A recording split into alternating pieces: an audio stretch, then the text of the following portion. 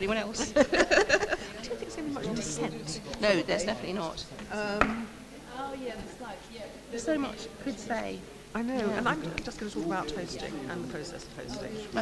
Okay, good. So I won't need to talk about very much on that. No. I've been quizzing them about that. There's been a lot of people quizzing them on that as well.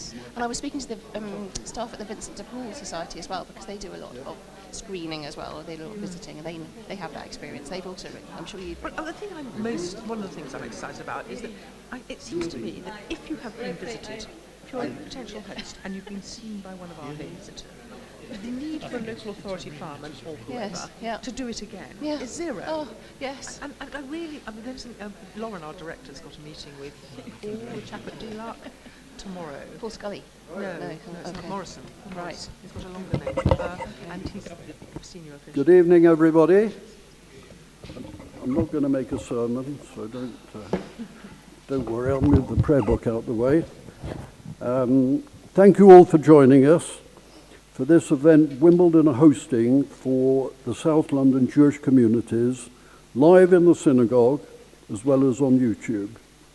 A particularly warm welcome to Perry Gold, Chairman of Kingston United, and Craig Simons, Chairman of Kingston Liberal, who I think is on his way. We're also delighted Wandsworth Deputy Mayor Lucy Mowat and Councillor Steffi Sutters, and the Chair and Secretary of the Metropolitan Police Slavic Association, Vlad, and this is where I get into trouble, Komarnitsky. Is that all right? And Veronica, this is a bit easier, Lopukova. Lovely to have you with us. Just over a month ago, I asked the synagogue to allow me to hold a South London event for Ukrainian refugees and was put in touch with World Jewish Relief.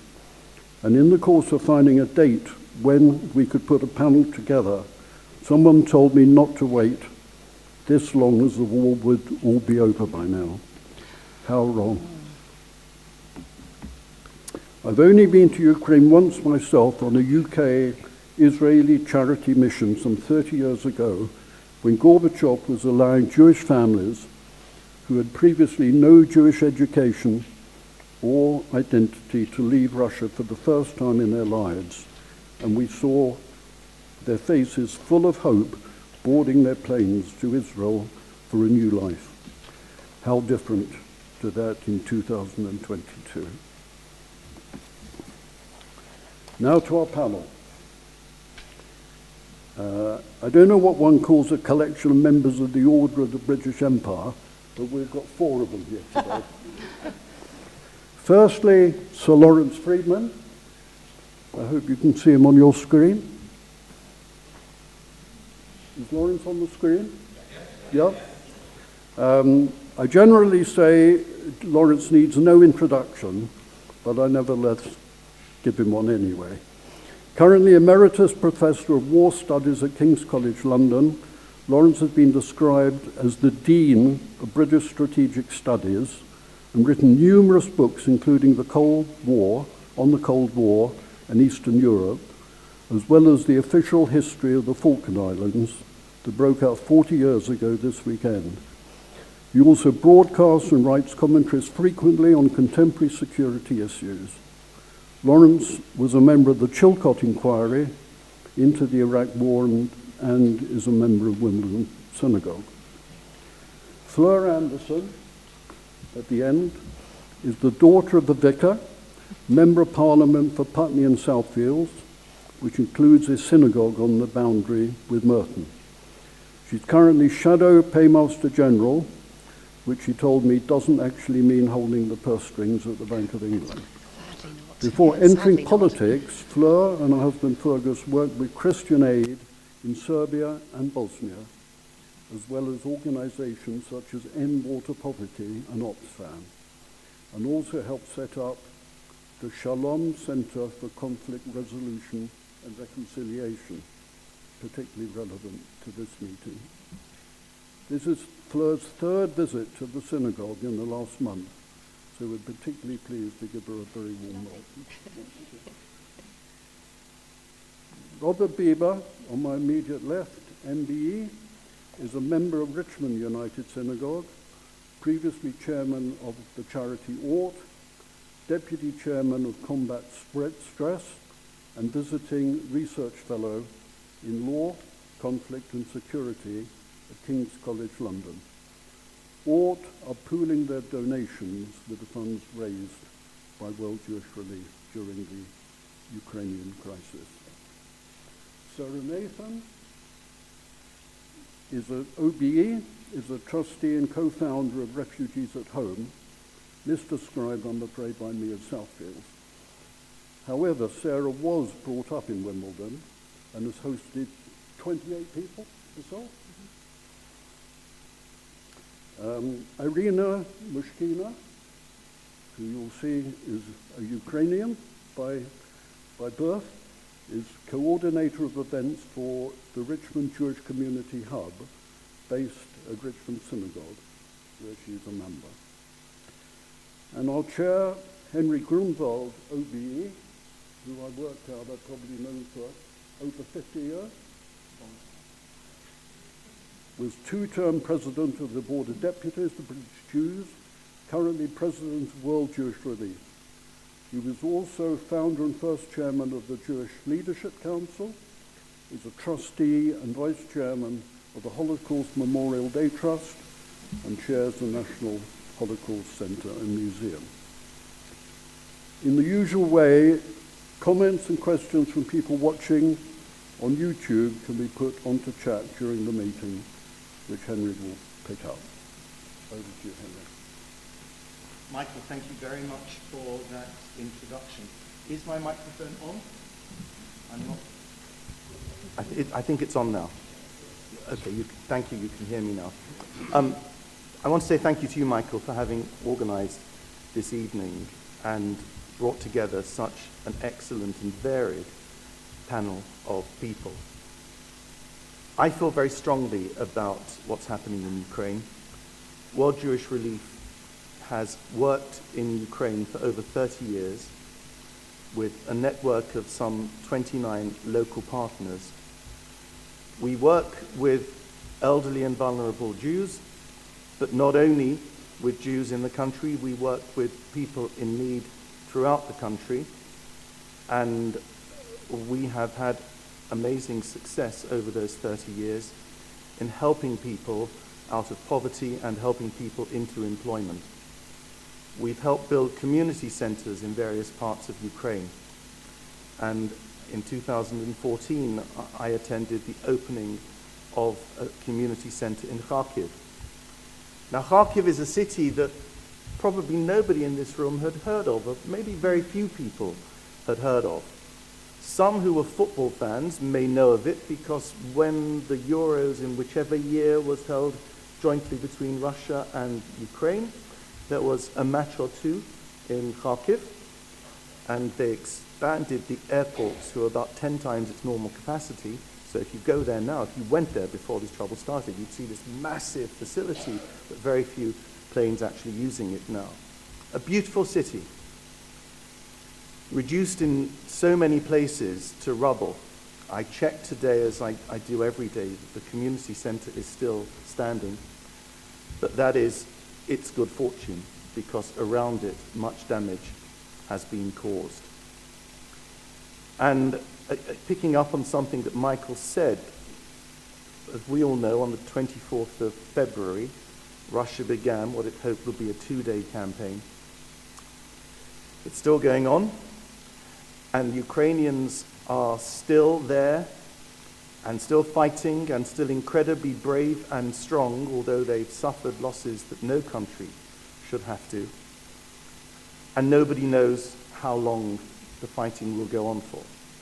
And even when the fighting is over, and one hopes that Ukraine remains as a unitary state, the amount of rebuilding that is going to need to be done is mind-boggling, because so much has been destroyed and so much has been needlessly destroyed. So World Jewish Relief, just very briefly, because I'll come back to this at the end, has continued to get medicine, food, other necessary equipment into most parts of Ukraine, even through local partners who are still managing to operate on occasions behind the Russian lines into Kherson in particular when it was first occupied. We help those refugees who are able to leave the country. Ukraine's a country of 40 million people. Over 10 million people are on the move. Over 4 million have left the country. And the others are what are called IDPs, internally displaced people, people who've had to flee their homes because their homes have been destroyed or are about to be destroyed, or they fear that they're going to be destroyed. And we help those in Poland and Moldova in particular who have managed to get out of the country. We work again with local partners there to ensure that they have food, accommodation, and, unhappily, medical treatment which is necessary. And we are prepared when refugees eventually get to this country, and I'm sure that some of our panelists are going to refer to the difficulties that have been put in their way in getting here. We are prepared to help them, as in recent years we've been helping other refugees to this country. The name World Jewish Relief wasn't the original name of the organization. It was originally the Central British Fund for the Protection of German Refugees, founded in 1933. And then it assisted from then onwards until after the war, including playing a leading role in the Kindertransport. It assisted some 65,000 refugees to come to this country. Now, we help refugees who aren't Jewish. And as our wonderful CEO says, in the 1930s, we helped refugees because they were Jewish. Now, we help refugees because we're Jewish. And we have the largest employment support program for refugees operating in this country because of the experience that we gained in places like Ukraine in helping people get new livelihoods, return their respect, train them in language skills if they're needed, in interview skills, in how to apply for a job and how to cope with a job, how to set up a small business. And we imported the lessons that we had learnt from the countries of the former Soviet Union to this country, beginning with the Syrian refugees some years ago.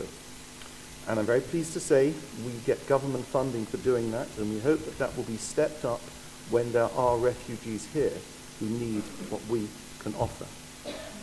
So there are so many things which the poor people of Ukraine need, whether they are there, whether they manage to get to adjacent countries, whether, please God, they manage to come here if they wish to.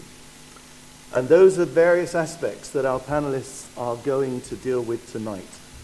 And I'm going to begin by asking Iryna to put matters into perspective and to tell us a little bit of the background to what is happening at the moment. Iryna, over to you. Hi, thank you so much, Henry, and thank you for coming today.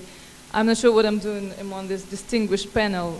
I feel like I have to say that a best friend of my husband is an OBE as well, so it's kind of giving me the right. And to be honest, Henry stole a bit of my speech because I am from Kharkiv, and I was going to tell you more about it. Please. So yes, I will do. I have some pictures to share with you, and then I put it into my personal perspective, and hopefully you can see what's going on through the prism of half Kharkiv citizens. So what's funny is in 1941, my family was escaping from Kharkiv, catching the last train, going from Kharkiv to far north Russia to avoid Germans. And on that train, my dad was born, and it was a very difficult trip, but they were safe and sound in Russia. And in 2022, other members of my family had to again flee from Kharkiv, again by the train in horrible conditions, but their situation is reversed. They are going to Berlin to a safe place and escaping Russians. So it's really, really difficult to comprehend how did that happen in only 80 years. 30% of Ukrainians have relatives in Russia, even more have friends or some business connections. So it was like Ukrainian people didn't believe till the last day that it will actually happen, and up to such scale and such aggression. We can do the first slide. Andrew? Thank you. So yeah, I just wanted to show you where Kharkiv is situated so that you understand why from day one it has been under attack until now. So we are bordering with Russia, and we are bordering with Donetsk and Lugansk, which are the Donbas region. So it's really an important strategical place, and the situation there only gets worse. So now all the army is relocating to the eastern Ukraine, and that, like the Kharkiv Oblast will be, just under massive attacks, more and more. I never had such a difficult time, and I only can imagine what people in Kharkiv are feeling and how they are surviving. Can we do the next one? So on the 1st of March, this is the building of our state administration, and it's situated on the main square, which is called Square of Freedom. And this is the biggest square in Ukraine. And up till yesterday, I thought that it's the biggest square of Europe. That's what Kharkiv people believe, but I double-checked before the event, and unfortunately it's only 8, but still. Yeah, so this missile, which I woke up to the news that missile hit this building, and this missile went straight into my heart and heart of all the Kharkiv citizens, because this is a symbol and it is Square of Freedom, and they are sending a big message here. Can do the next one, and on the next slide there will be, this is our main university, which is totally trashed by now. Kharkiv is the city of students, city of theaters. It has a really good vibe, and everybody spoke Russian. There's no problem with that. We didn't need to be denazified, but here we go. This is what's happening. And my cousin lived just across the road from this university, so they managed to get out of Kharkiv the day before. And now he's just in another city with his mom, so with my auntie, but his wife and two girls, they already moved to Israel and safe there. Yeah, can we?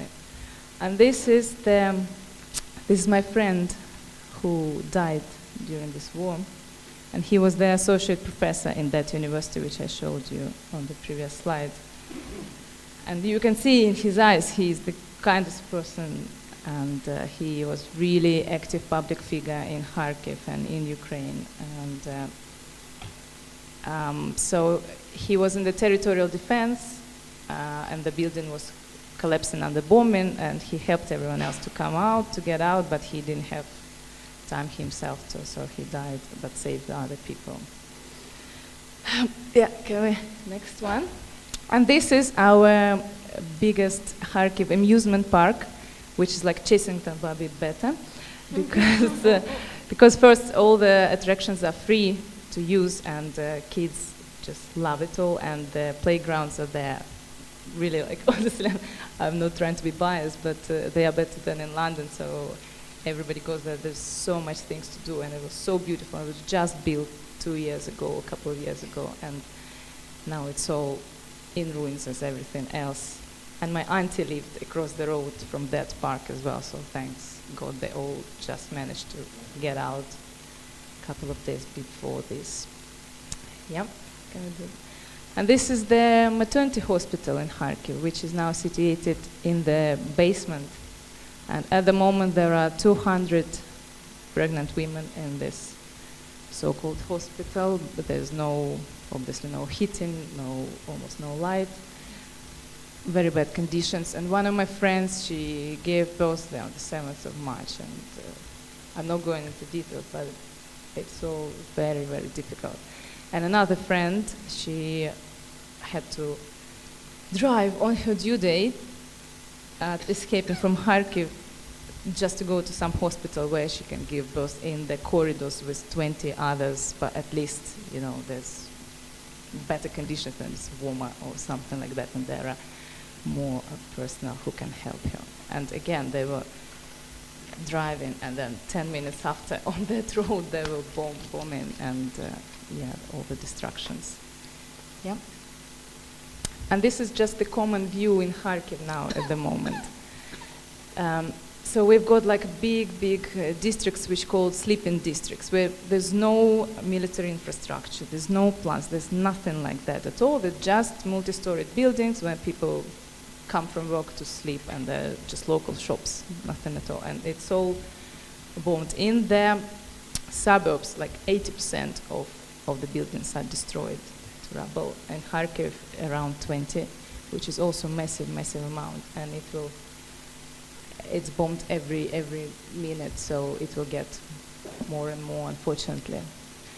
And my music teacher, she lives on the 9th floor of such building. Her son is in the territorial defense. She's 85. She can't walk, even she can't go to the basement. So she stays there on the 9th floor, just praying that everything will be fine. But when you call her, she says, you know what, I wrote another song, and they disturbing me, this bomb is disturbing me playing piano. So when you see such spirit, you think, okay, everything must be fine at the end, because this is so beautiful. Yeah, can we do the next one, please? And this is the school which I could see from my house. So I went to another school which was like a special English school, which bore some fruits, as we can see now. But this is my, this is just my view from the house from childhood. And again, it's 20 meters from my own flat where my parents live, and we go with my kids to visit them. We stay there. So I don't know. I found this picture on the news. I don't know what's happening with my own house. Maybe it's also not there, but we will see.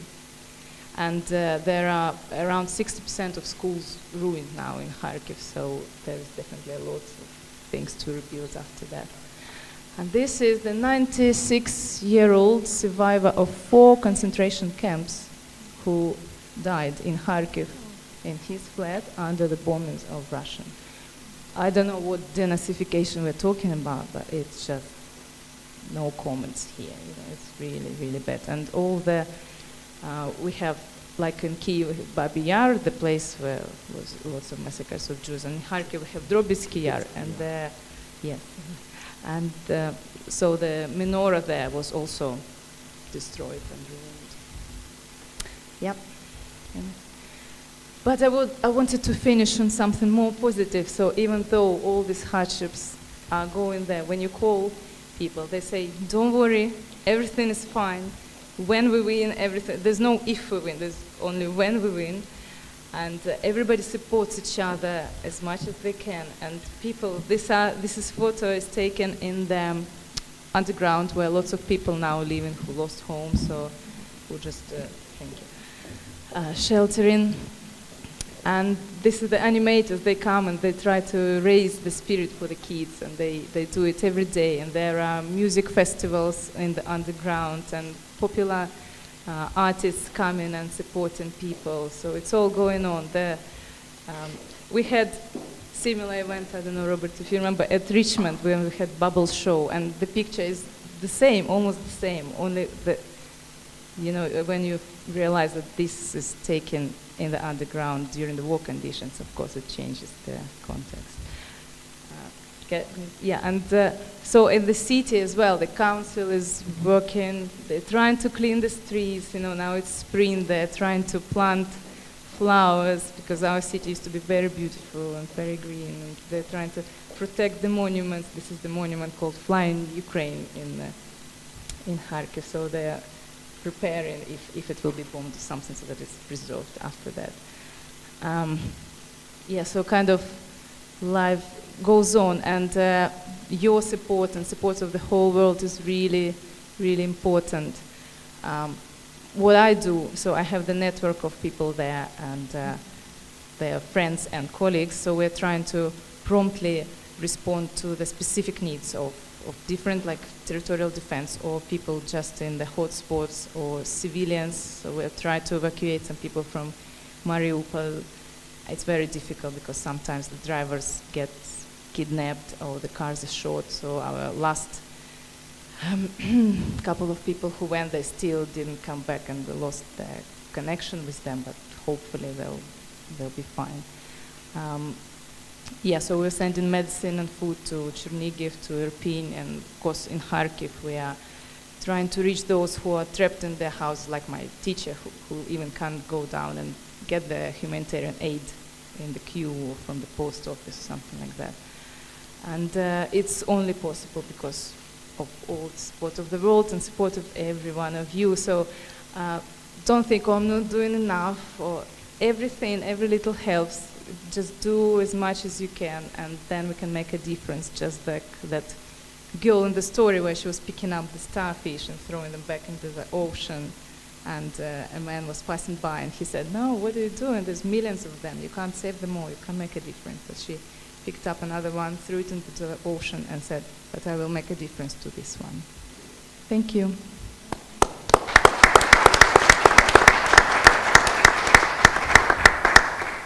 Iryna, thank you so much for that. Just picking up on one thing that you said, people haven't heard of Drobetsky Yar, as Iryna mentioned it. It's the same as Babi Yar because the same happened. Over a few days, the Nazis killed 40,000 people, most of them Jews, in the ravines outside the city. And the menorah may have been damaged, but I pray and hope there's a big marble arch, a very tall arch at Drobetsky Yar, and it has on the top 2 tablets, which sort of purport to be the tablets of the 10 Commandments, but it contains the same one commandment 10 times over: "Thou shalt not kill." It's an incredibly moving monument. Just while we're still in Ukraine in our minds, I've managed to get, if the Zoom link works, a short visit from one of our partners, Alexei Tolkachov, who is in or near Kiev. He runs an organization called Dreamland that we've worked with for the last 6 years. Alexei, are you there with us on Zoom? Yes. Hello to everyone. Thank you very much for the invitation. Thank you, Henry. Thank you, Iryna. Alexei, just a moment. We can see you, but the sound quality is poor, and I want to see if that can be improved. You know, maybe we have also the problems with internet connection now in Kiev. Do you hear me? It's a very poor internet connection in Kiev, he's telling us. Let's try. Alexei, where are you at the moment? I am now in Kiev. Yesterday, I visited 2 cities not far away from Kiev. You have heard about them. It's Irpin and Bucha. They made the cities in 20-30 kilometers from Kiev that was occupied by Russians just for 1 month. And Russians made their awful crimes, murders. It was really awful. Just yesterday at the morning, Ukrainians have took Bucha city, and in 6 hours after that, I with my colleagues went to Bucha to bring first humanitarian aid to that city. The problem is that no one knows how many people have survived there in Bucha. There is no administration, there is no police, medical service. Do you hear me?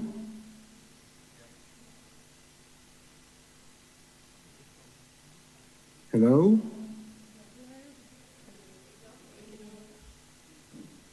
Alexei, the sound has gone.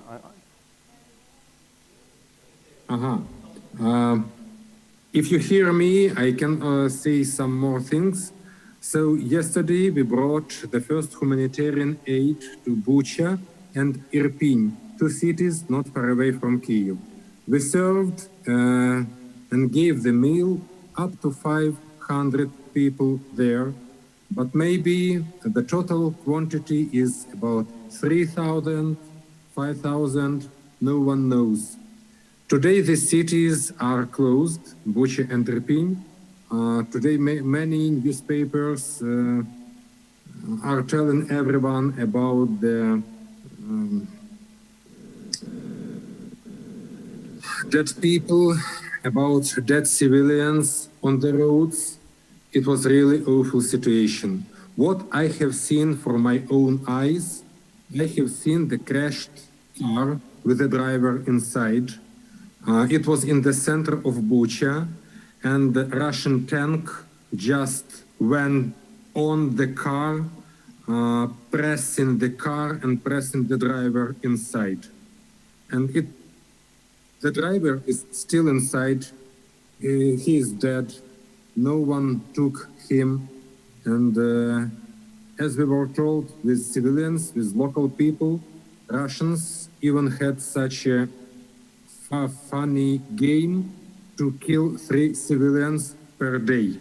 That's why they just shooted everyone. Women with children, they killed just old elder people in the Bucha and in Irpin. And yesterday, when we came with humanitarian aid from World Jewish Relief to that people in Bucha and Irpin, the people for the first time during the month have seen some foods. They have seen Ukrainian people, not Russians, and that people even couldn't believe that their own occupation with Russians in their city has finished. It was very exciting information for them. So yesterday it was very difficult voyage to just liberated cities. Tomorrow I plan to go one more time to bring some more humanitarian aid from World Jewish Relief. But also I'm happy that with the support of World Jewish Relief, we are able to support also the people in Kharkiv. The same as Iryna has, the Kharkiv is my native city, and I have elder parents in Kharkiv. My father is 84 years old, and he remembers the Second World War very good. And under the bombing,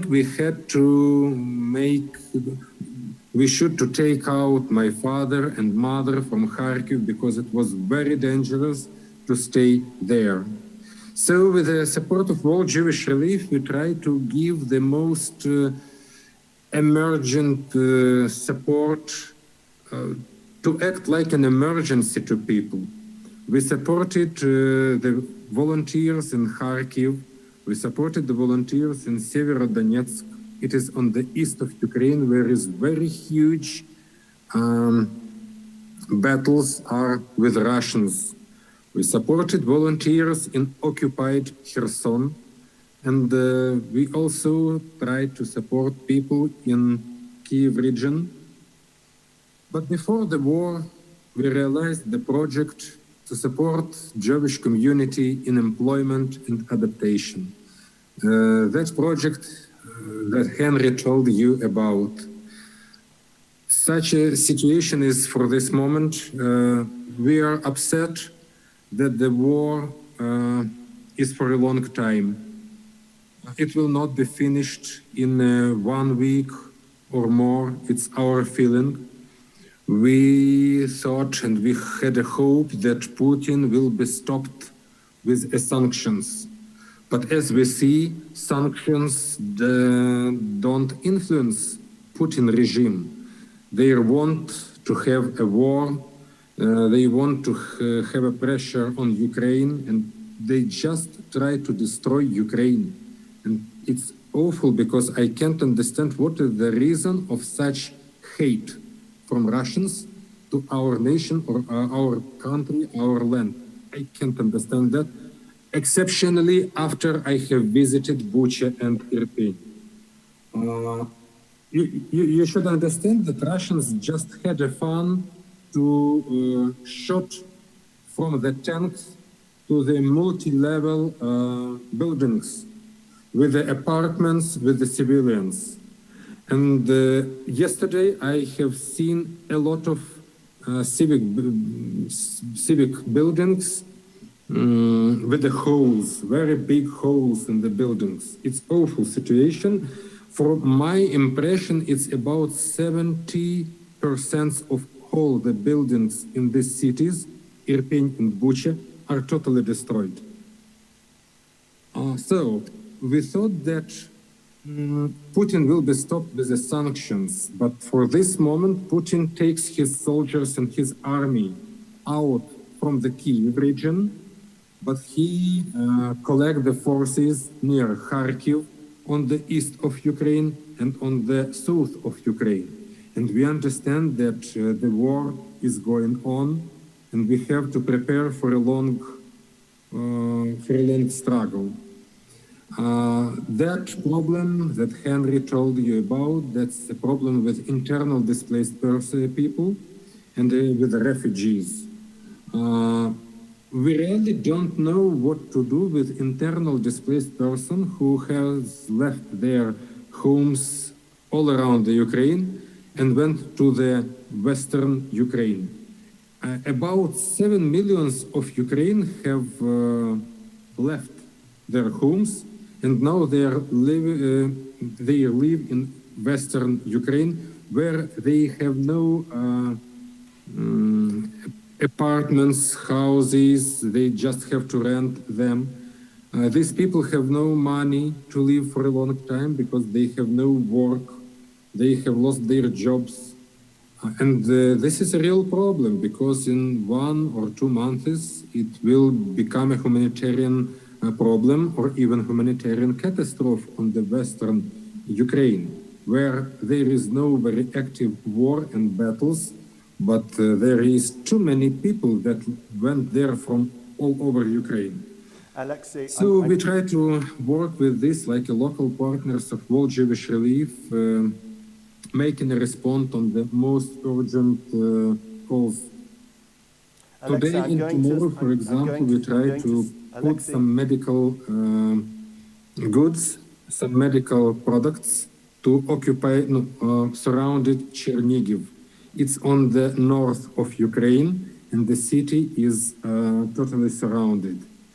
The only way to get there with some products, medicine products for hospitals, local hospitals, is just to try to go to the city where the river. It's very risky, and I'm waiting for tomorrow day, what will be the results, if our volunteers will succeed with that or not. But it is worth of the risk because in Chernihiv hospitals, for example, the doctors and the medical servants for this moment has no possibility to make operations and to save the people. They have nothing in hospitals because the city is surrounded and is under the shelling for at least 1 month. And there is already humanitarian catastrophe. That's my activity that I try to do from Kiev. And as I told, tomorrow and the next day, we will provide the humanitarian aid from World Jewish Relief to the most affected cities in Kiev regions. Thank you very much. Alexei, if you can hear me, I'm going to thank you on behalf of everyone here and everyone watching. As Fleur Anderson, our MP, has just said, he's very brave. You are very brave. I'm sorry, I'm going to have to cut you short because there are others that we need to speak. But keep up your work, but above all, stay safe. And thank you for everything that you do. Thank you.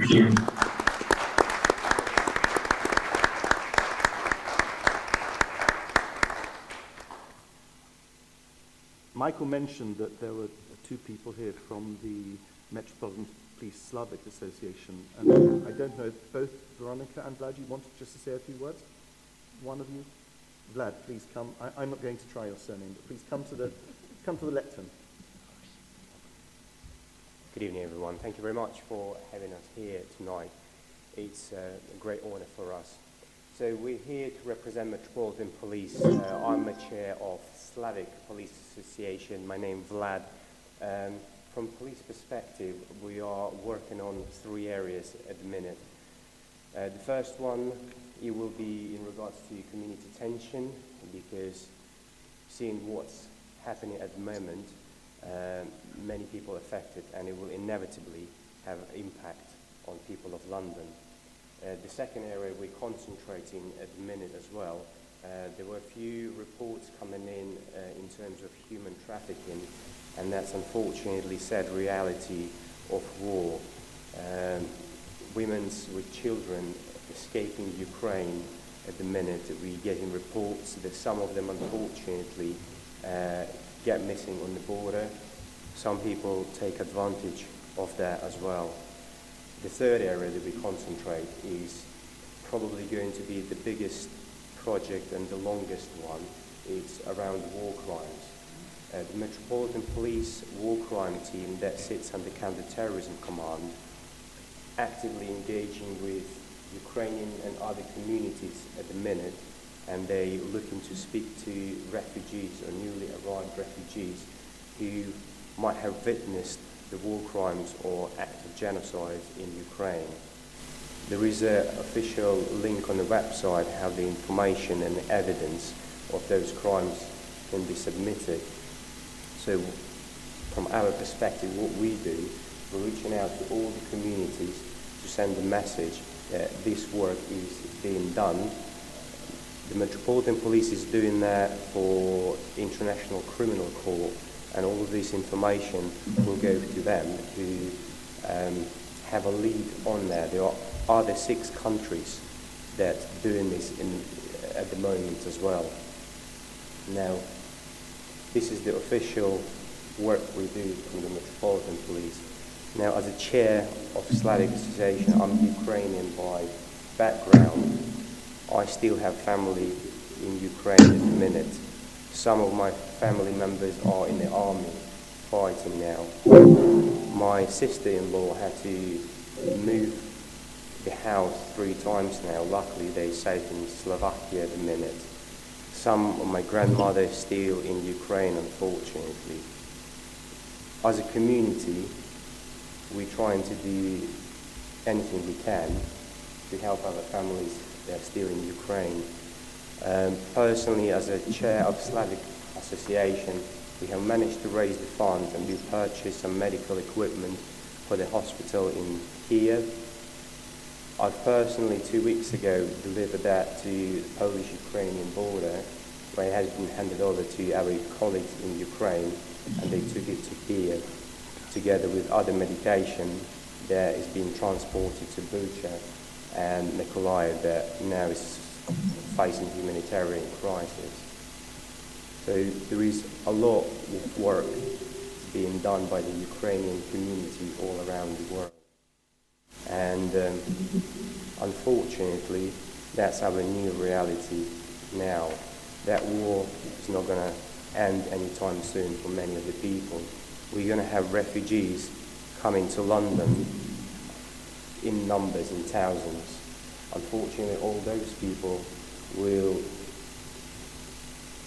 have effect of war. We're talking about mental health impact and PTSDs, and they will require our help.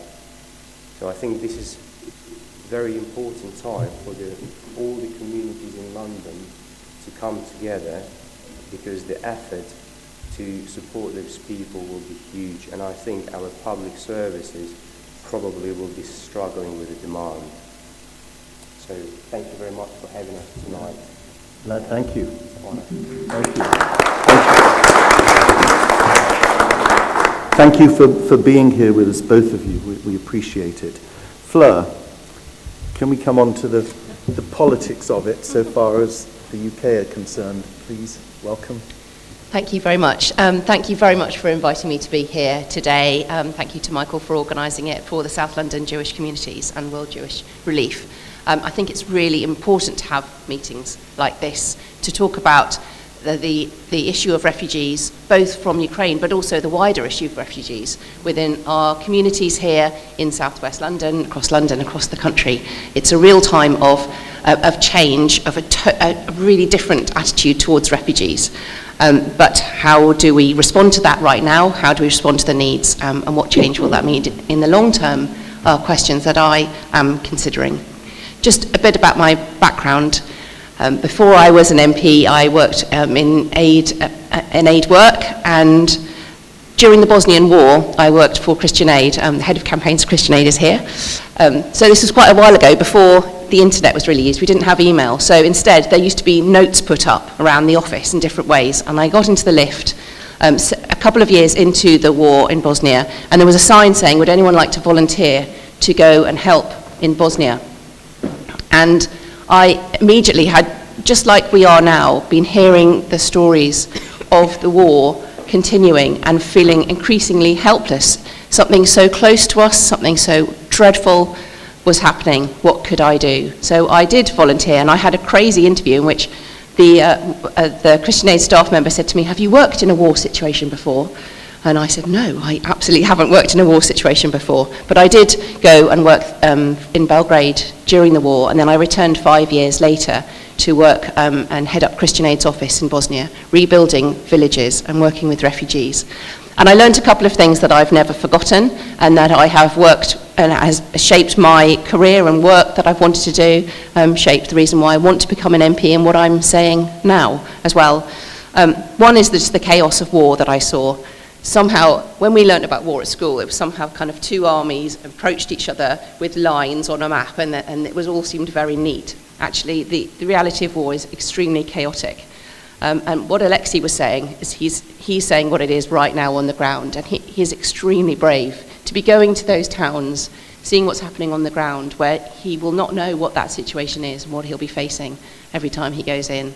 And all Ukrainians now there working, as you've been saying, Iryna, as well, just the bravery that is being experienced now in a very chaotic situation. And also the need to keep peace building all the time, to never take peace for granted, that peace can be lost so quickly, and we've seen that in Ukraine. Putin's despicable, horrific acts must be stood up to, and we are, as a country and as a world, we are standing up to them. We have done so much to immediately take action on things like sanctions. We were in the UK supporting the Ukrainian army beforehand, and we are continuing to do so. These actions are extremely important, but there's always much more that we can do, because Ukraine has responded with such extreme bravery as a country, such strength, that we must support them, and we do. And meetings like this show that we do. They're really important. I was in Parliament when President Zelensky addressed us via video link, and it was extremely powerful, and I think felt across the country when the things that he said. And just now at Putney boat race, there were Ukrainian flags on so many boats, on so many houses. We stand with Ukraine. But what does that actually mean?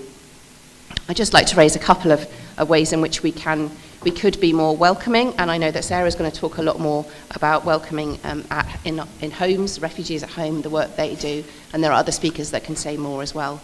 But just from my point of view, some things I've been raising in Parliament recently, and we can all take action on in different ways. I think everyone's got a role to play. Everyone here, everyone listening online, everyone can do something to welcome Ukrainian refugees at this time. One thing was raising in Parliament was about the sexual violence being used in war, rape as a weapon of war, that we must never normalise, we must always stand up against, and concern about the evidence being gathered right now to bring people to justice. So Vlad, I'm so glad to hear about what the work of the Metropolitan Force is doing. I was hearing about that in Parliament, to hear that you're actually doing it and that it's happening. It's so important if you don't gather that evidence right now. But we need to support all the women who come and give that evidence as well. That's going to be really, really important. Another issue has been over the Homes for Ukraine scheme. So there are two schemes by which people can welcome refugees to us here in Wandsworth. The first is through family links, and there are already families coming over. They're already, I've spoken with families who've come over. I've spoken with children who are now starting to go to Wandsworth schools. There are families coming here. So all that we are doing to say that we are welcoming, all the flags that are out, all the ways in which schools are saying immediately, yes, we'll work to make this happen, in which employers have said to me, yes, we'll make jobs available. We want to interview people. That every way that we can be welcoming for those families coming over now is really important, and it's happening right now that families are starting to go over. But then the other one is the Homes for Ukraine scheme, which is much more bureaucratic, harder to get going, but it is amazing that 200,000 people across the country have offered a room in their home for a refugee to stay in. And I think counters anyone who might say that we're a country that do not welcome refugees, that we are not outward looking. So how that scheme works, though, the nitty-gritty of it, I think Sarah will say more about just needing to make sure that we do work with families before they come. We work to make those links correctly, and at the moment it's left to far too many families to make a link with another family abroad. And how can they choose which family to take and not to take? From my time working in Bosnia, actually the things that haunt me, some of the most, were the decisions I had to make about who received aid and who didn't receive aid, whose house we rebuilt and whose house we didn't rebuild. They were the hardest decisions. So to expect any families here to decide which family to take and which not to take, it shouldn't be left up to families. We should be working with UNHCR, with the Red Cross, with those agencies that can do it the best. But also the security checks, making sure there's safeguarding, making sure we match, but that's not being done by families here, and also making sure that people can get the visas very easily. So I think there should be an emergency protection visa for those fleeing Ukraine. I think there should be a special form of visa.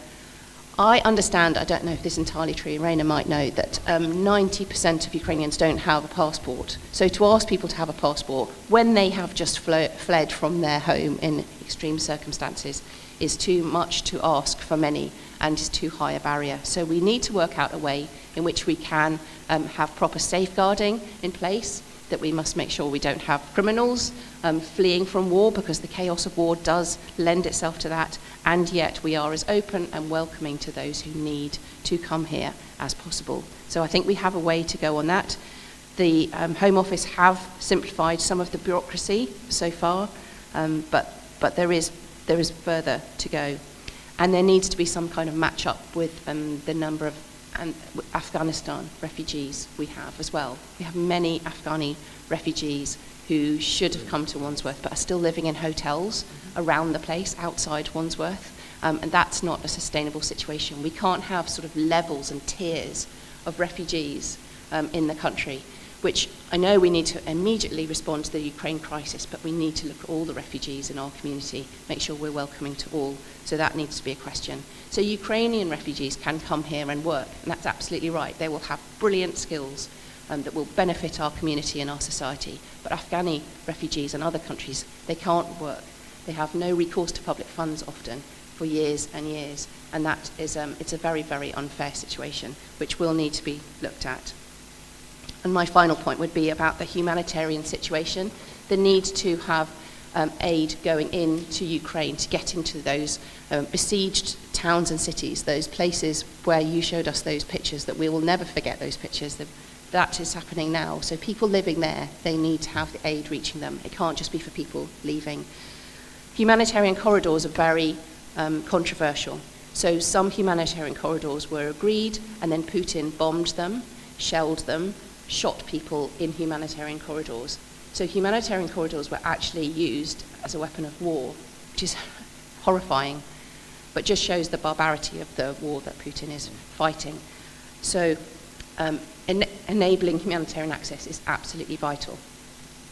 In Tigray, there's been a war in Ethiopia. There's been a war since November 2020 with the same number of refugees, and they've only just received humanitarian aid relief yesterday through an agreement, and they've been blocked from humanitarian aid for months and months. The same cannot happen in Ukraine and must not. There must be negotiation over that. And we, as a British people, must look at our aid, our UK aid, where it's being spent, and make sure it gets to the people who need it right now. So I'm glad we're talking about fundraising, because we need to give money, but the UK government has a lot of money as well, so we can be asking questions about how that aid is spent.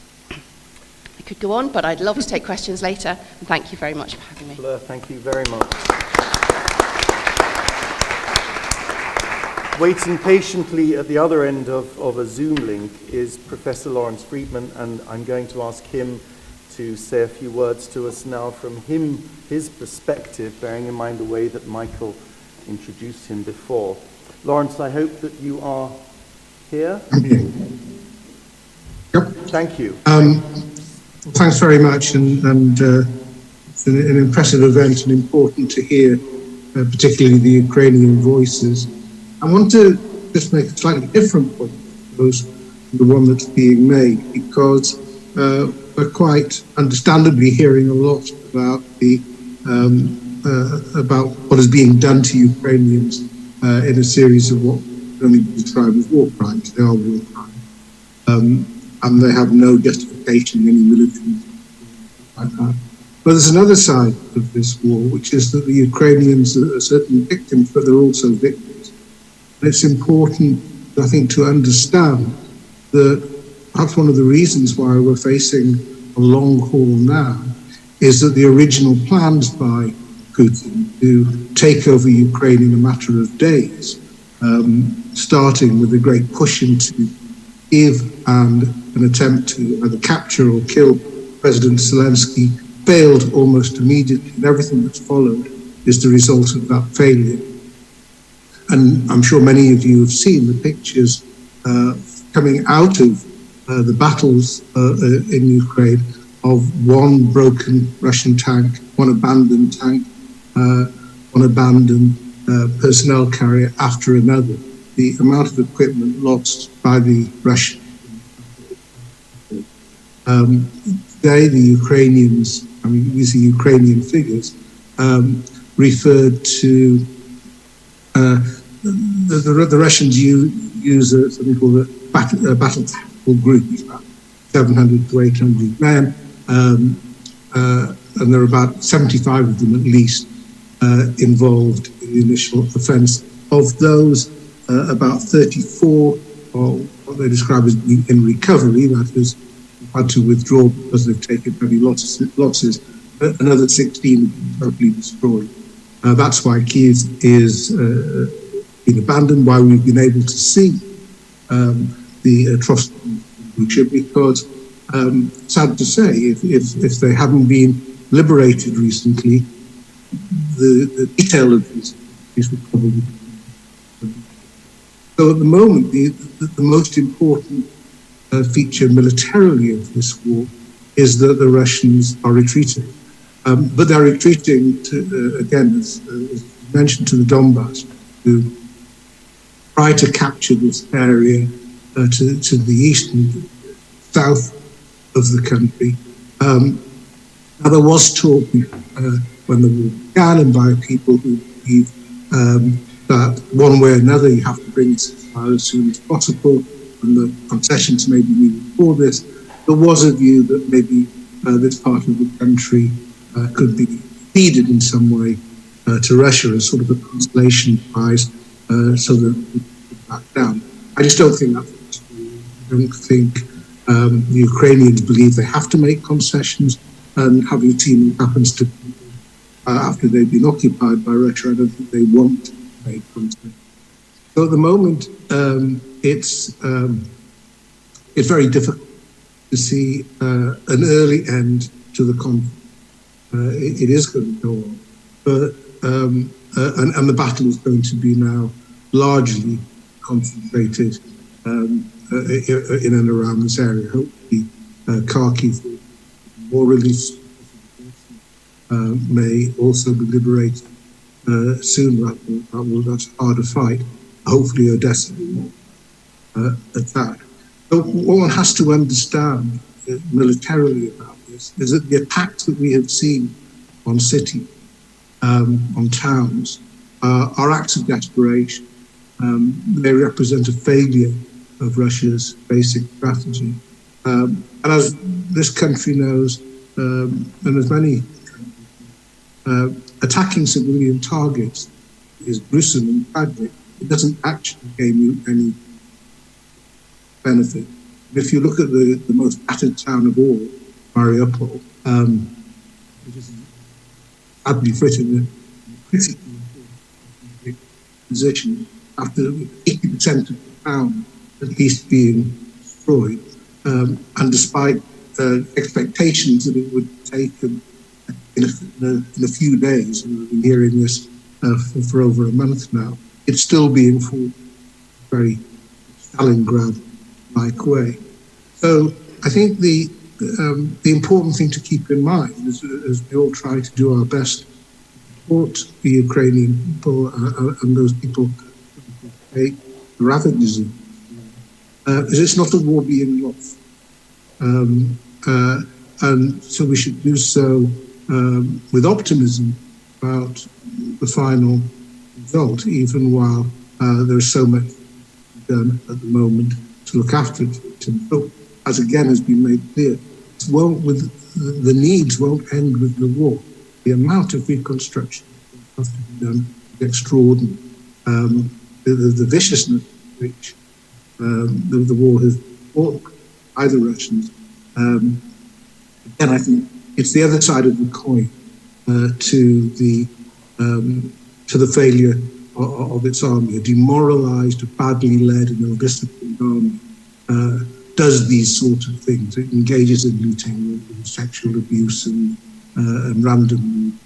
Because it's so while we talk of unavoidably about the tragedy going on, we should also keep in mind that there is important war to be won here, and that it's important do our best to help Ukrainians win that battle. Can you explain to Lawrence, please? Oh, he stopped. He's finished. Well, if he has, that's helpful, but I'm watching it on YouTube and he's still speaking in the background. Astonishing, the Zoom link from Ukraine was somewhat better than the Zoom link from wherever Lawrence is, which I think is in this country. So, Michael, if we can explain to him, please, that we've had to cut it off. But he can't hear me. I hope that the message can be got to him that we're very, very grateful for what he said to us with his wonderful background knowledge of military matters. Two panelists left, and Sarah's not going to thank me, but I'm going to leave her to last because she can deal with the refugee questions which have been raised. Robert, can you please give us the benefit of your thoughts on this, please? Thank you. Yes, indeed. So much. It's working. Is that better? I think it is probably. Thank you very much, Henry. I must say it makes one feel very small, very insignificant to be talking at a time like this when you see the destruction, both physical and emotional, and in human terms, of what's happening in Ukraine. I mean, to my mind, it seems clear that the Russians have just concluded, or Putin has concluded, if they can't win the war, they can effectively wipe out the country by a kind of scorched earth policy, and leaving an uninhabitable land afterwards. So anyway, I'm going to talk to you a little about Ort. At one stage, Ort was perhaps regarded as the best known, or the least well-known secret in Anglo Jewry. Ort was founded in 1880 in Russia, at a time when Tsar Alexander III had replaced the liberal Alexander II, who was murdered by an organisation called People's Will, which, with the benefit of hindsight, and having was supported by quite a number of Jewish people. They didn't realise what they were letting themselves in for. Alexander III described of his Jews, as he described them, 1/3 will immigrate, 1/3 will convert, and 1/3 will die. So these were the origins of Ort. It was originally called the Society for the Transmission of Agricultural Skills to the Jews, and its purpose was to prepare Jewish people who are about to immigrate from Russia for life in the West. It worked in closely with what was called HIAS, the Hebrew Immigrant Aid Society, from which actually, in a lot of ways, the Central British Fund had its origins.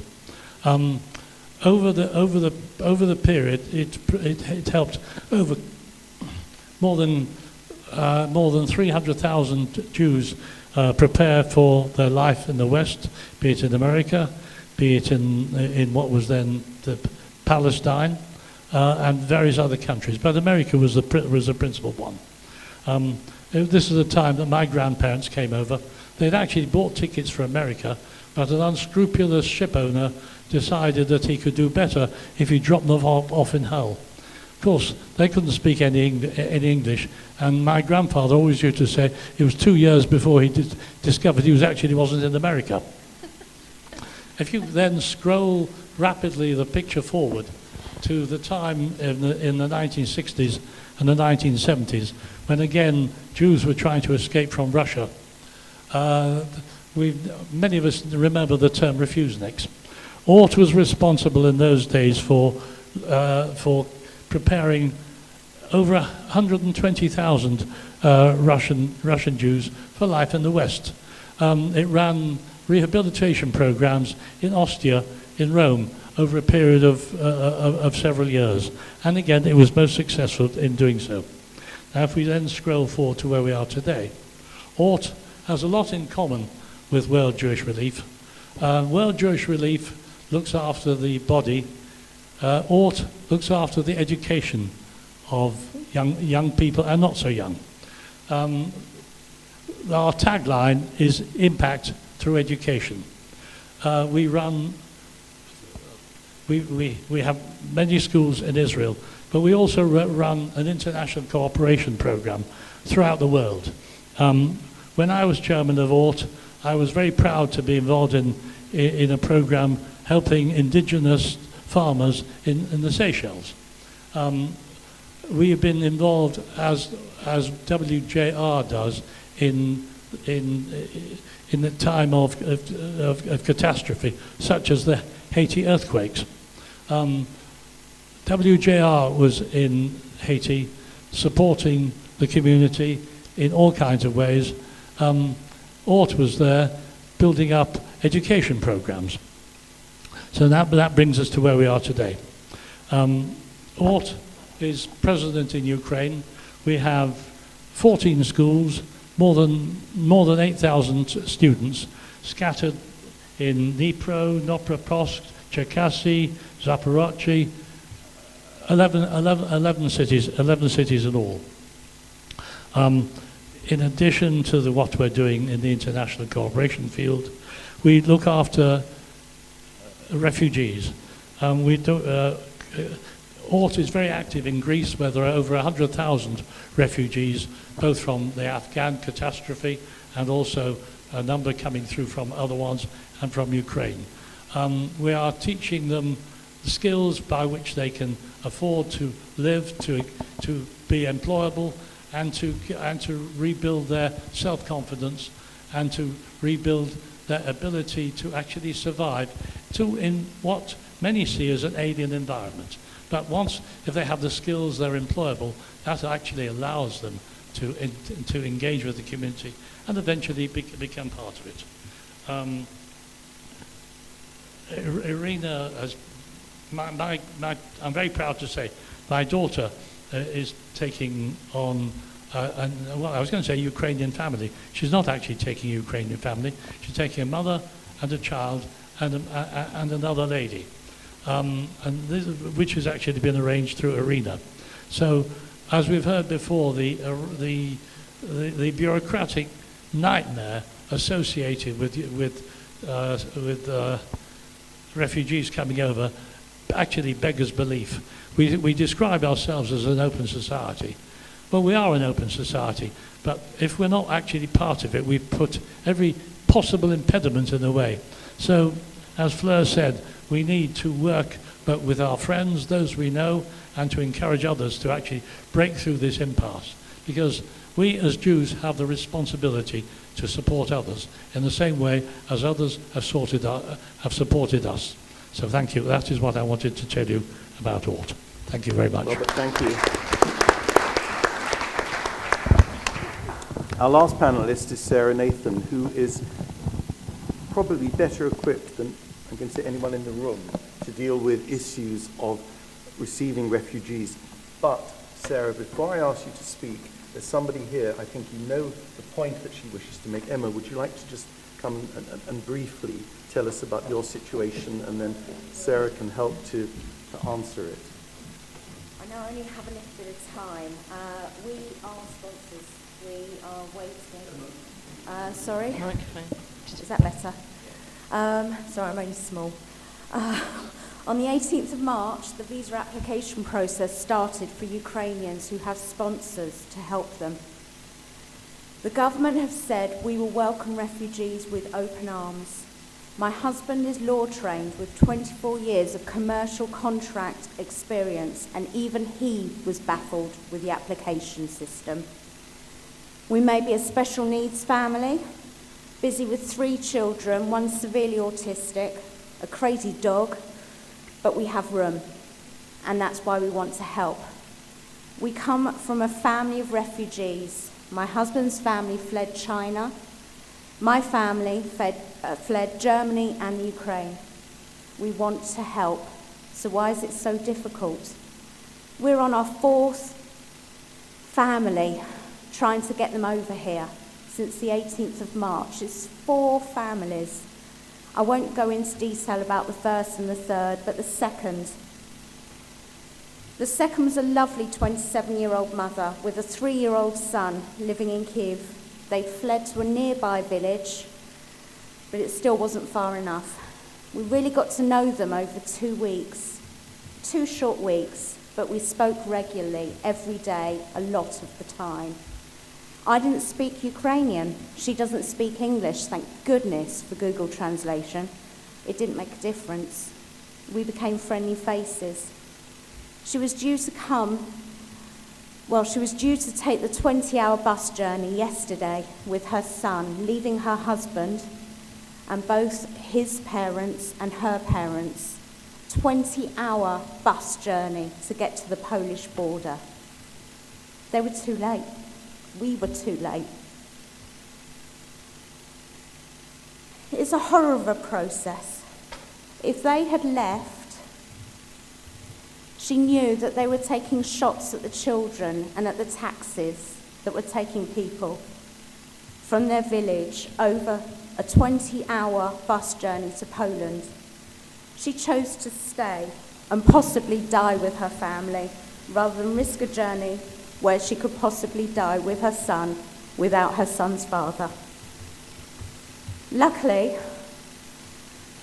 we still speak, and she's very grateful just for the support, and we talk about how we're going to go over to help her rebuild, and how we will have friends who will go over and help rebuild Ukraine once all this awful war is over. I'm sorry, but the UK have not been quick enough. It's not helpful enough. We should be quicker. Why do we need a separate notarized visa process? Why, when the rest of Europe are not necessarily taking on visas, why do we have to insist on a full visa process? It is so tricky for the majority of Ukrainian mothers that are scared, separated from their husbands, who are fighting. They don't speak a word of English, and they don't even know whether they're applying properly. Last night, we met our 4th family, and we applied today. We had a wonderful video call. 10-year-old boy, well, he turned 11 2 days ago, and his mother, Christina. Hope, really, really hope they will come to us. That's all we can do is hope, because we got that close with Svetlana. That close, but we were too slow. It should be quicker. We should be giving them emergency entry without visas like the rest of Europe. We need to help more. We're strong allies with Poland. We should be helping Poland more. We should be helping Moldova more. We should be making it easier for everyone. People are dying while they're waiting to be approved. I never thought it would get to that point. People are dying because the process is taking too long. to get them over here and to get them to other countries. I did write a lot more, but I think so much has been said today. But quite frankly, whether you're Jewish, Christian, Islamic, they need a home. They need a home now, and they need help now.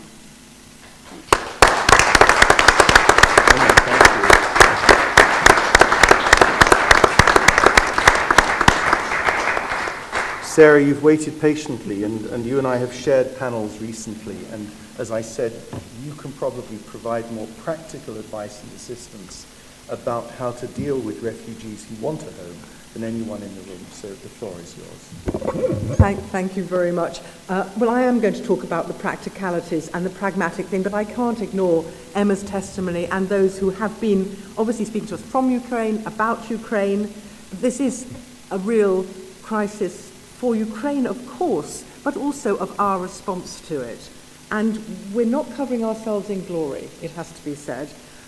The ways you can get here, as Fleur and Emma have said, either you come in on a family visa, but if you do, you come in with your family, and I spoke to a lady outside, you stay with the family, or you get no support. You're not eligible for 350 quid, you're not eligible for the wraparound support, you're eligible for nothing when you arrive in this country. If you come on the sponsorship program, theoretically you're supposed to know the person who is sponsoring you. Nobody does. Emma's on her fourth family. She'd never known any of them beforehand. And she is supposed to, having decided that she's going to be generous and host, and assuming that she is a good person and is not going to be exploitative and is just going to be a great host, she then has to find somebody, and then she has to pitch in and make the visa application, which is horrendous. Her husband's a lawyer and he's having problems. I know of one woman who has a family of 8 she's trying to get over here, and it took her 12 hours to fill out the 8 visas, because you can't do one for family, you have to do one for each individual, and you can only not go to a visa application centre if you have a passport, which most people don't.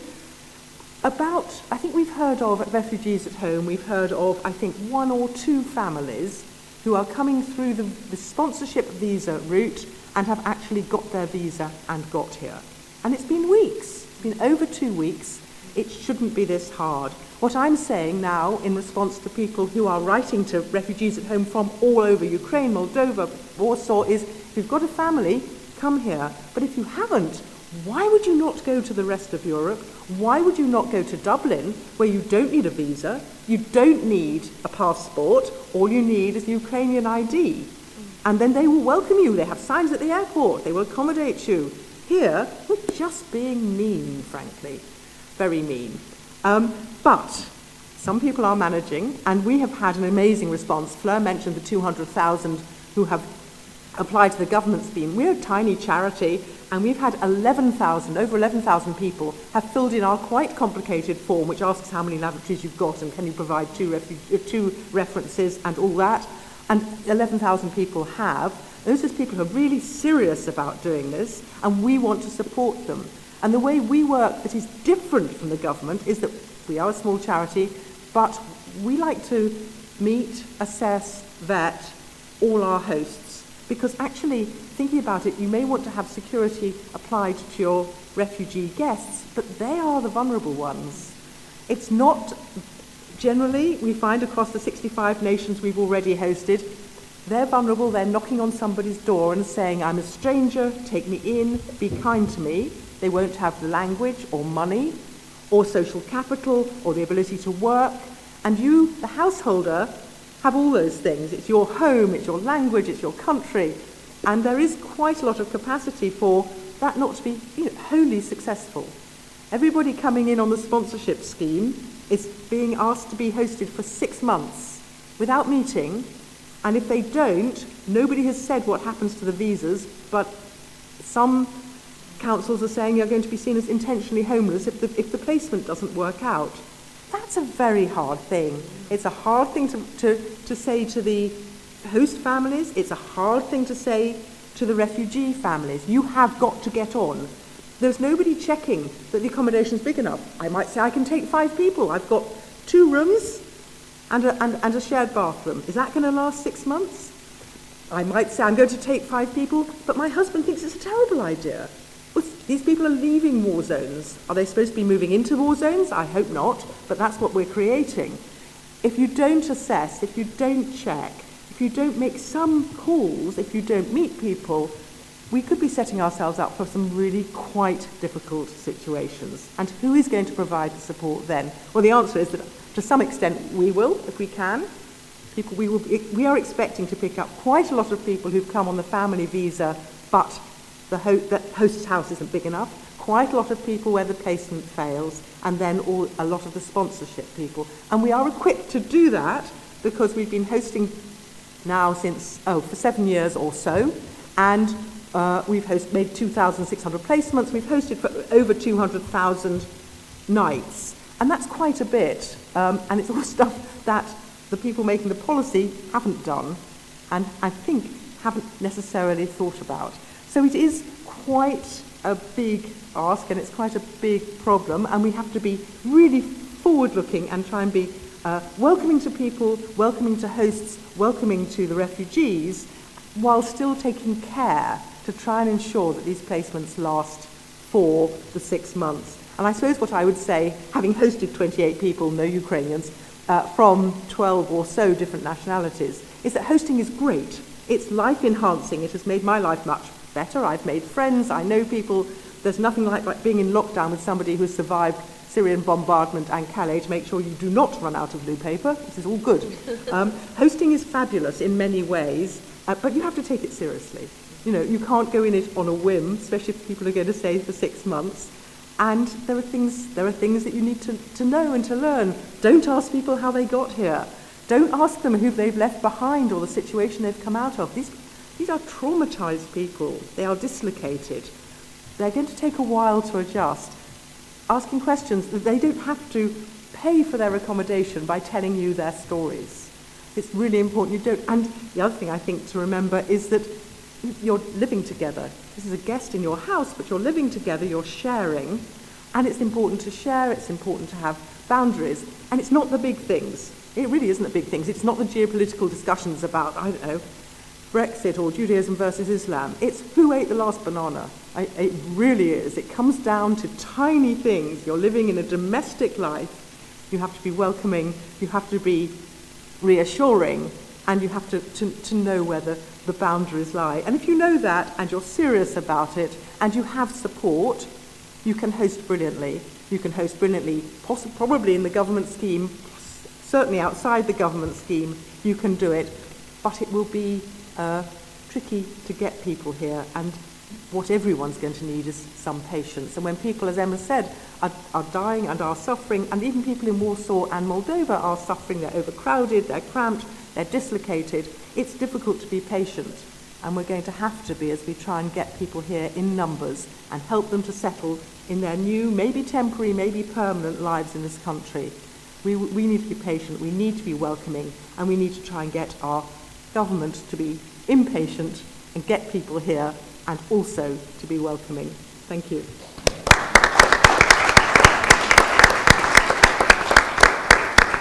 Sarah issued me with this challenge the last time we were on a panel together to be precise about refugees at home, and I've just checked on their website. So far, since in the last 6 years, they've placed 2,646 guests for a total of 201,586 placement nights, which I think is really, really fantastic. And you are the person, I'm afraid, if there are people here or watching at home who are serious about wanting somebody to come over, I think you may find yourself being called on for advice, and I'm sure you'll give it. Well, I will. But take the microphone. Please. The other thing I forgot to say is I had an ecumenical day. This morning I spent at the Ukrainian church, the Orthodox church, which happens to be only about a quarter of a mile from where I live. And we had leaflets printed in Ukrainian and English for people who want to bring their family over or who want to help, not by hosting, but by being hosted. And if the Ukrainians here, I'm more than happy if you could take some leaflets, and we will do our best to host your family, your friends, and those who can get here. Thank you, Sarah. Councillor, did you want to say a few words? Actually, it's just saying something. you're very welcome to. Please come to the microphone.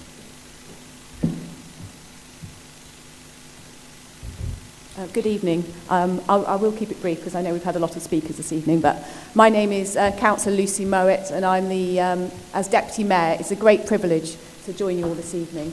I'll just say a few words on Wandsworth Council's involvement with the Ukrainian refugees, and of course Wandsworth has a great tradition of welcoming people from all across the world who've been fleeing conflict, and as we've seen what's happened over the past 5 weeks, we've been very touched, and council officers have been working very hard since the Homes for Ukraine scheme started to make sure that everything is put in place. So if I just give you a bit more information. So obviously it's a very fast-moving situation, but there's a cross-council group of officers that are working on this, and the council's website is constantly being updated with the latest government information. We also have a helpline which is going to work in a similar way to the COVID community hub, so that it can be triaged directly for any information that people need about the Ukrainian Homes for Ukrainian scheme. We've got a Welcome to Wandsworth video which a native Ukrainian staff member has recorded, and we're working in conversation with Citizens Advice, Wandsworth Care Alliance, about further support. The officers also have access to the government's portal, so they can look and see how many sponsored households there are, and also how many have been matched with Ukrainian nationals. Now, my understanding, obviously this is changing all the time, but there's about 20 sponsored households that have already welcomed Ukrainian guests in the borough, and these households are the priority. So the council's responsibility is to go and check these safety checks. They also, every household gets a visit by adult social care or children's services to make sure that any needs are being assessed. And then obviously there's the other side with in terms of financial support. Once a sponsor's household, their guests, the council will arrange £200 cash payment to each individual. I was talking to the Director of Children's Services actually last week, and she was just giving me a bit of an update, and obviously that's also changing very fast. But at that stage, she was aware of 55 families that have applied in the borough, and they were looking for 14 places for children in the borough school. They've already placed 3 children so far. The schools are being put huge amount of support in terms of free school meals, uniforms, helping with bringing together resources for teaching English. And also educational psychologists are pulling together resources to help children that might have suffered trauma. So there's a huge amount that's going on behind the scenes. And she's also working with a number of children that are coming over with health colleagues at St George's, a number of children that are coming over, I think she said about 60 with cancer that are coming over for medical treatment at St George's. And I have to just end by mentioning the Polish club in Balham, which I know a lot of you are aware of, the Polish White Eagle Club that's been collecting humanitarian aid, and the mayor himself has been down there several times to say thank you to all the volunteers, and the council is also helping to transfer all that aid from Balham down to Croydon, where it then goes off to the Polish border. So yeah, that just gives you a bit of a taste of what we're doing at the council. So thank you very much.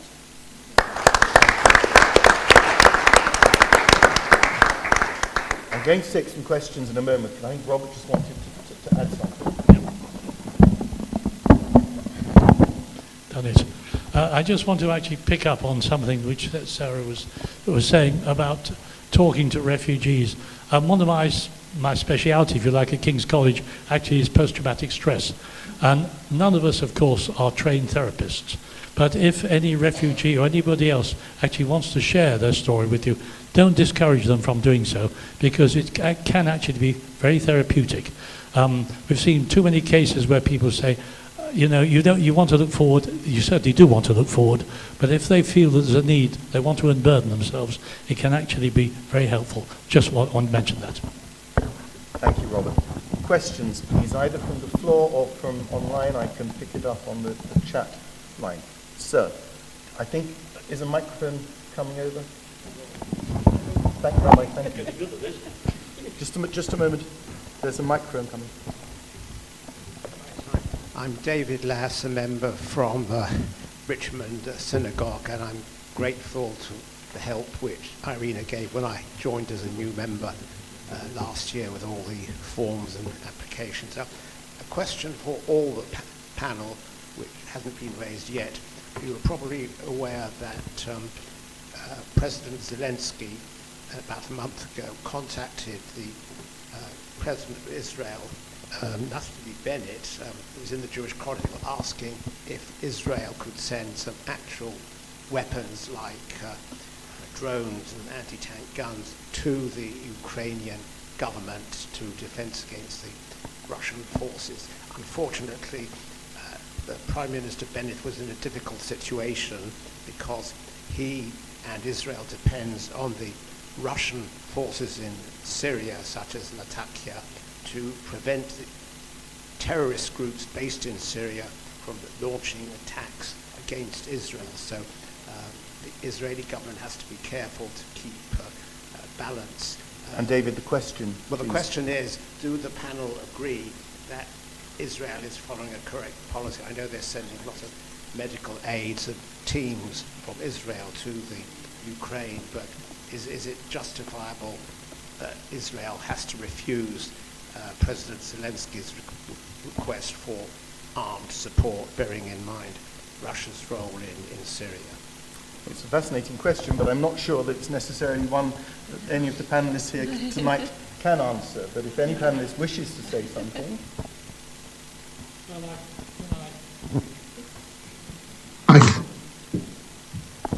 I mean, this is a question when you are faced with the realities of politics, because nothing is ever black or white, and it's not even always grey. David, you commented about the actually support Israel had given, and it's not immaterial.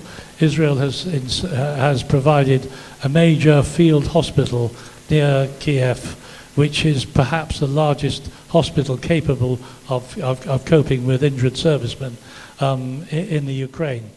Israel depends for its survival on being able to defend its borders.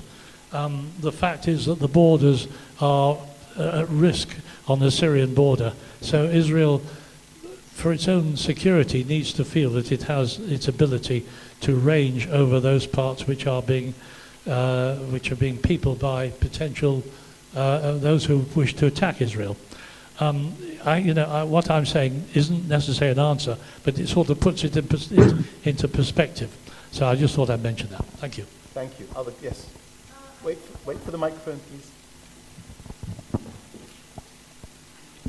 Just in regard to this question, about 2 or 3 weeks ago, this Israeli sister of a friend of mine was over, and I said, why isn't Israel doing any more? And she said, the Russians are the buffer between Syria and Israel. And from the perspective of an Israeli, I think they felt a bit safer with this buffer. Realpolitik. There's a question at the back. You're appearing. I think, is that Robert who wants to say something? Lawrence. Just a question. Lawrence, if we can bring you back onto the screen, please.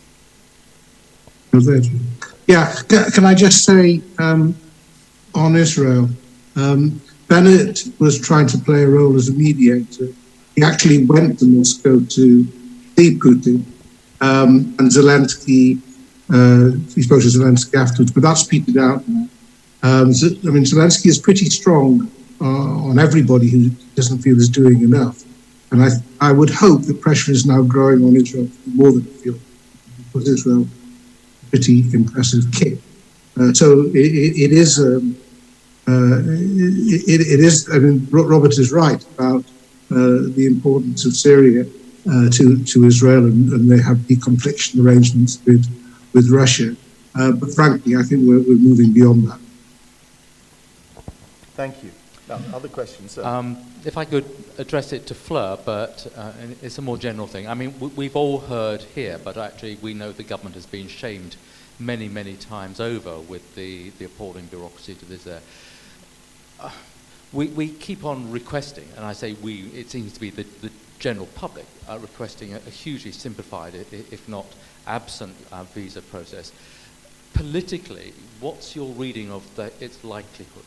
And I know you're not in a position to influence government policy, but I mean, but you I do must try. I know you do try. But what are you hearing, and what is your sense that things are going to change, or do you think we are stuck with this appalling barrier that is still in place and maybe for some time to come? The process has been simplified already, which I think gives hope that the government listened and they realised it wasn't working at all.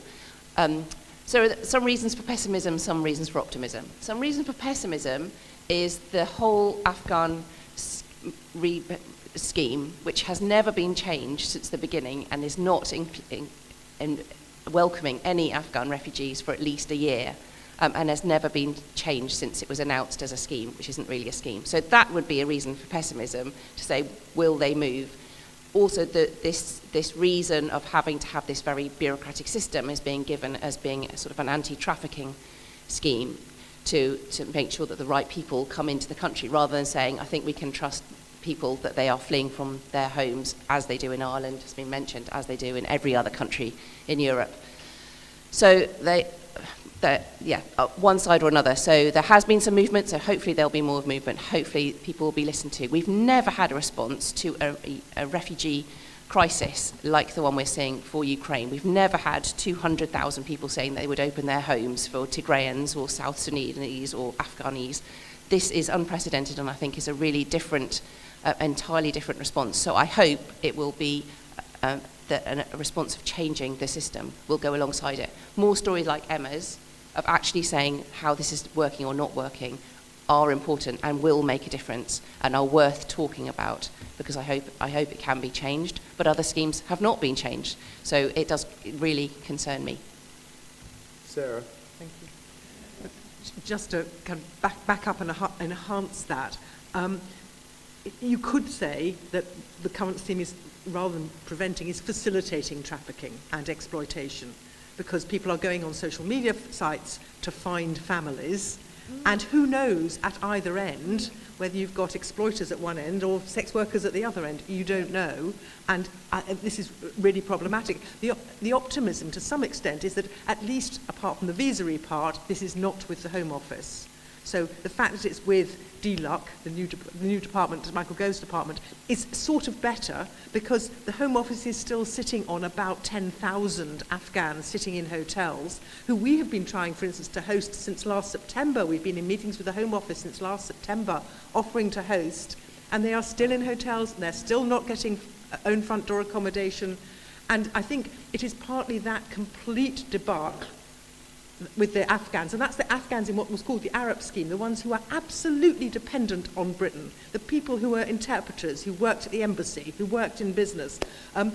Even those people are still stuck in hotels, and the others aren't coming at all. They've paralysed and stopped everything else. So, and that was a wholly Home Office operation. So maybe this one is more flexible, maybe DLUC is not so entrenched in where it is, but what it's doing at the moment, I fear, is making trafficking and exploitation more likely, not less likely. Thank you. One more question, Michael? Thank you. Yes? Thank you. It just begs the question, what can we do about that? Because, some of us have been protesting, some of us have been signing petitions, some of us have, well, it doesn't do a lot of good when your MP is Fleur. No offense, but I find it quite frustrating, because we've been asked by our university if we could host, and we said yes, of course we would. If there's someone from our university, we'd be happy to open our home, but how to make that work, and what can we do then in that case? What do you suggest? Can I start with some suggestions? Do write to me, and I will write on, but I'm absolutely on the side. I think some joint letters. You could do a joint letter from your congregation. There could be a joint letter from the synagogue, from the South London Jewish communities. Joint letters showing the strength of feeling that can be passed on. It's Michael Gove who's got this within his gift. There's a minister who's got this within his gift. I know, don't despair. who can receive this, showing the strength of feeling, showing actually how it's working for families like Emma, really worth telling this story and showing. So I think those can work as a start. One mischievous thing is that the minister, Richard Harrington, is actually a member of my synagogue.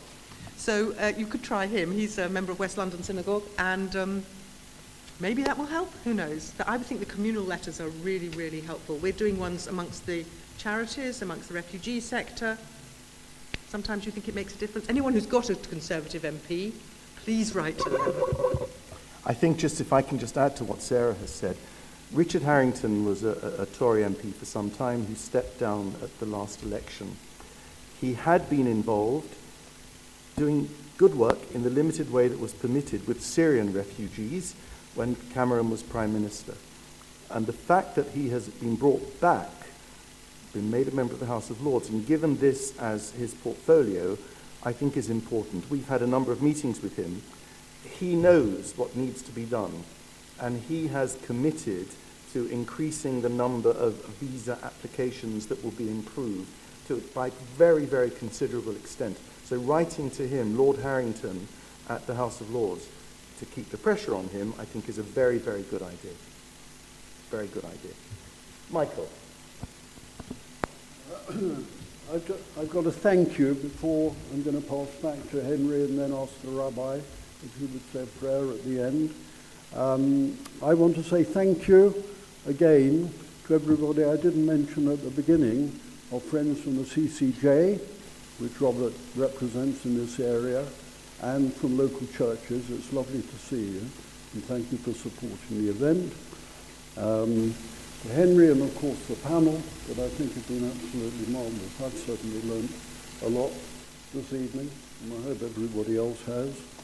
From our contributions from the police and from our councillors, Deputy Mayor Lucy Mowat and Steffi Sutters, to my colleagues who have helped me, Camilla and Hilary, the two Andrews in the technical room at the back,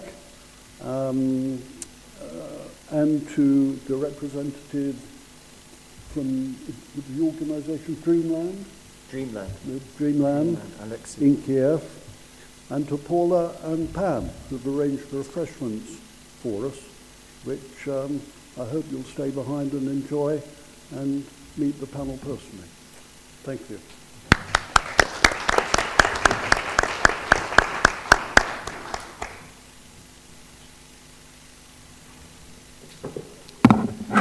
Michael said he'd hand over to me because, having been chair at this excellent event, I'm now going to make an ask of you.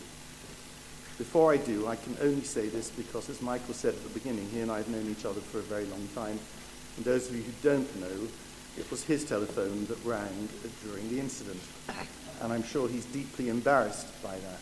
There's a judge who used to sit at Kingston Crown Court who, when a mobile phone went off in his court, would say, the proper name for that device is a cell phone. If it goes off again, you and it will go down to the cell. There was one comment that I didn't put to the panel as a question that came in on YouTube from Mervyn Smith. Britain has still not committed to send us the tools and we will finish the job, as stated by Churchill. Zelensky quoted Churchill when he addressed the Parliament that Fleur was privileged enough to listen to.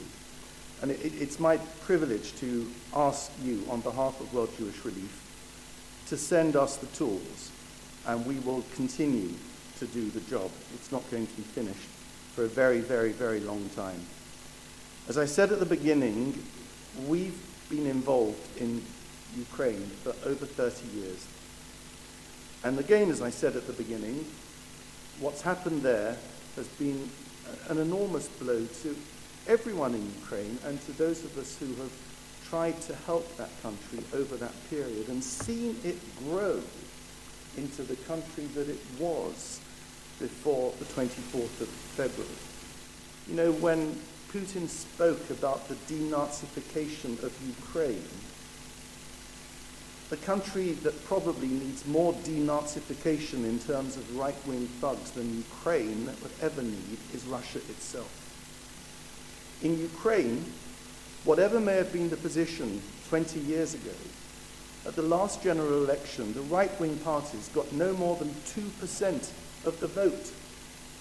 Think about what Le Pen got in France in the last presidential elections and what she may get in the ones that are taking place at the moment.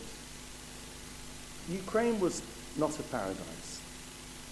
Life was very difficult there, which is why it needed assistance from outside to take people out of poverty, to help give people the self-respect that having a job gives them. Do you know the highest form of charity, both in Judaism and in Islam, is to help someone with a job. Provide a job to someone, and you give them the ability to feed themselves and their family, and you give them their self-respect.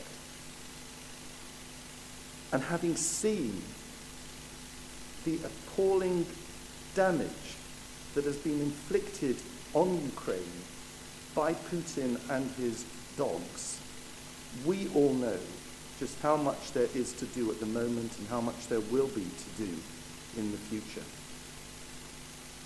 When this began, we gave ourselves a target of £3.5 million to continue to help the people, the thousands of people in Ukraine that we've helped over the last 30 years. We've raised about £5.5 million, and we've raised our target to 10 million because we know that more is needed. We continue to get money because that's what they need, money to the local partners in Ukraine, and through those partners we know that we have reached at least 18,000 people with food, medical support, evacuation, hot meals, bank cards, home care and accommodation in Ukraine and over the borders in Poland and Moldova. We assisted the Ukrainian embassy here to get an enormous number of food ration parcels to Ukraine in the first 2 weeks of these disasters. And we continue to get food packages. We recently got 27,300 food packages in Lviv to be collected and or distributed from the warehouse that we have there in the next few days to go to different locations in Ukraine.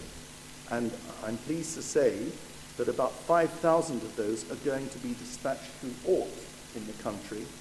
And I want to express my gratitude to ORT, who would normally be making an appeal for its own funds at this time of the year, for what they have said about raising money for us in order for us to do what we do. And the same applies to an organization called Jewish Care that will be known to you. They normally make a Passover appeal.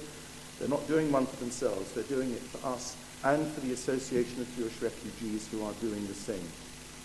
Because I'm not trying to in any way to denigrate what others do. It is fantastic that people want to send things to Ukraine, want to send, whether it's blankets or clothing. It can be much more difficult to get that to where it's actually needed than to have the funds to transfer to people on the ground who can still source what they need locally or in Poland or in Moldova and get it to where it is most needed by the networks that they have.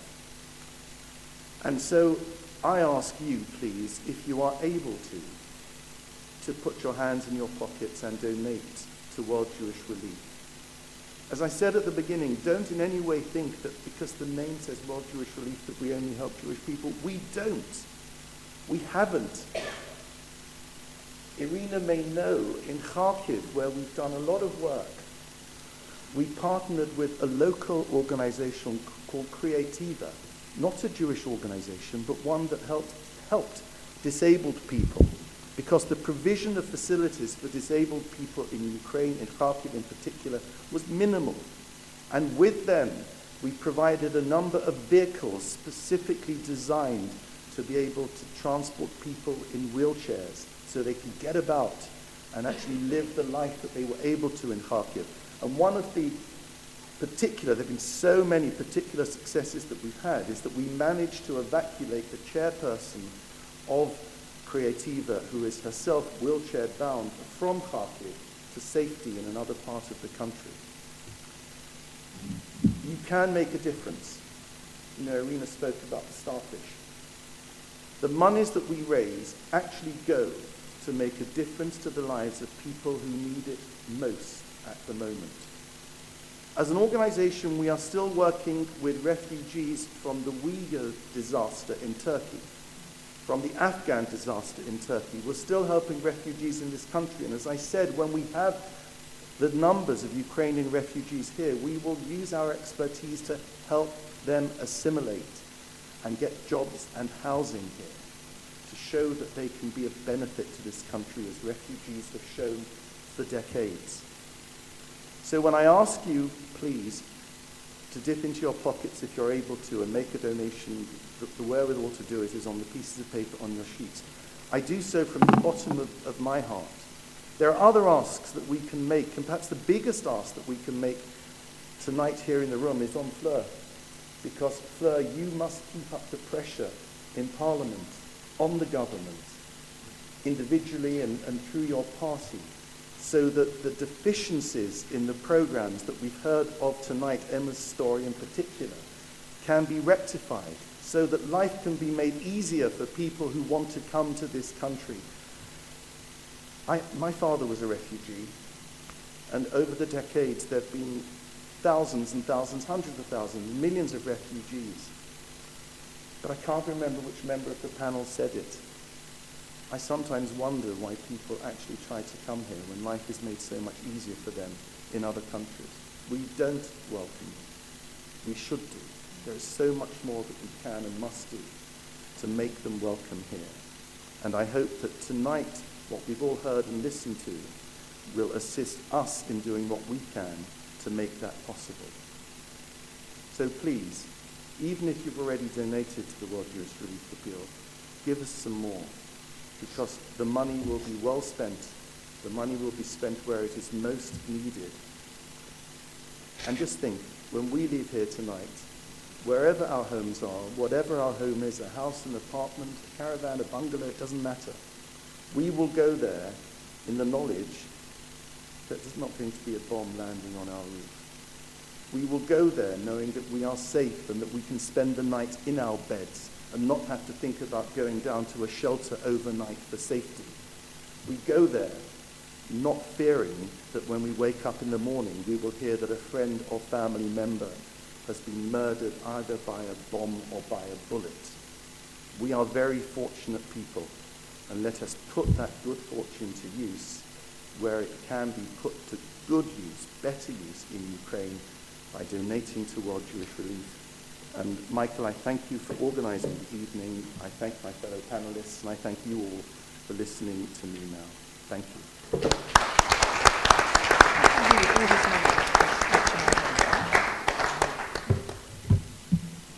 Thank you. This was a most important evening of learning, of coming together, and perhaps also it is an evening of mourning and thinking of those souls that were taken in this brutal war. Only today the news comes as the fog of war is lifting in Bucha, how many people, civilians, innocent people, were killed. And as you can see on the other lectern, we have a Yiskor candle burning as we light this candle every Friday evening in memory of those lives taken way too early. And in every service we read the following prayer, and I was actually, when I first opened this page, astonished that our prayer book has a prayer for in times of war. And I thought this will be a page we will never need to use. Unfortunately, we need. So I will read this prayer. We will end it with Oseh Shalom, our hope that peace will return to all the homes of all those people who are at the moment suffering because of the war. prayer reads as following. At this time of conflict, we turn to you, God, as the creator of all human beings, each of us made in your image, each of us equal in your sight. Our sages have taught, whoever takes a single human life, it is as if they have destroyed the entire world. They also taught, in that hour when the Egyptians drowned in the sea of reeds, the angels wished to sing a song of praise before God, but God rebuked them, saying, "My children are drowning in the sea. Would you utter a song before me in honor of that? Be with your children of all nations and religions, and give them strength and courage in this time of uncertainty and fear. Any war claims its with victims on all sides. Have mercy on them and bring this conflict speedily to an end, so that its casualties may be few and damage light, so that acts of violence and bloodshed may be replaced with words and acts of conciliation. Shelter under your care those who perish and show compassion to those who mourn for them. For those injured in body or mind, bring a perfect healing so that their lives are not destroyed. Ose shalom emomam, huyase shalom aleinu, ve'al kol Yisrael, ve'al kol ha'olam. Ose shalom emomam, huyase shalom aleinu, ve'al kol Yisrael, ve'al kol ha'olam. Amen. Thank you. And now please donate to the World Jewish Relief. Thank you.